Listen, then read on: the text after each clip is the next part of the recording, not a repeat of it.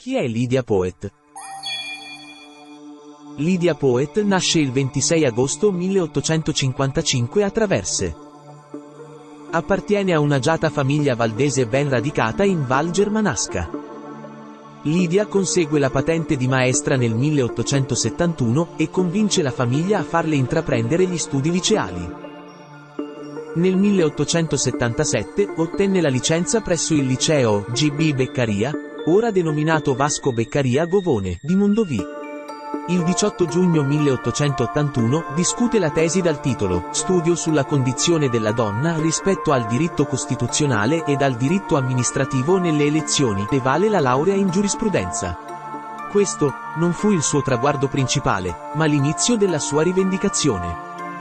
Benché avesse tutte le carte in regola per ottenere l'iscrizione all'albo degli avvocati, avendo superato tutte le prove stabilite dalla legge, la Corte di Cassazione respinse il suo ricorso ed emise una sentenza che confermava il provvedimento di cancellazione emesso dalla Corte d'Appello. A Lydia Poet fu impedito di esercitare in quanto donna. Ciò nonostante lavorò nello studio legale del fratello, dove esercitò ugualmente la professione benché non in modo ufficiale. Lydia non si arrese e dedicò la sua vita alla rivendicazione dei diritti di chi non aveva voce: i minori, le donne e i detenuti. Frequentò le platee dei congressi penitenziari internazionali dove ottenne stima e riconoscimenti affrontando più volte la questione della giusta pena.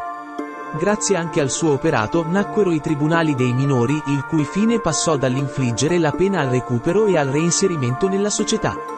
Era membro del comitato della scuola di ricamo Bandera di Torino e, da questa collaborazione, potrebbe essere nato un progetto di rieducazione delle detenute. Presta anche la sua opera per la causa femminile, redige atti e tiene conferenze in molti congressi femminili dove guida le battaglie per ottenere la piena emancipazione femminile, la parità tra i generi ed il diritto di voto.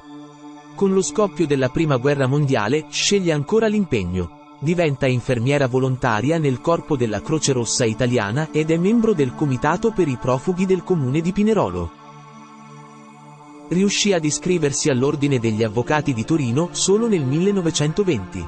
Diventa presidentessa del Comitato Pro Voto di Torino nel 1922. Trascorre gli ultimi anni della sua vita a Diano Marina, dove muore il 25 febbraio 1949. Fu sepolta nel cimitero di San Martino di Perrero. Durante la sua lunga esistenza ebbe la stima e l'amicizia di molti intellettuali.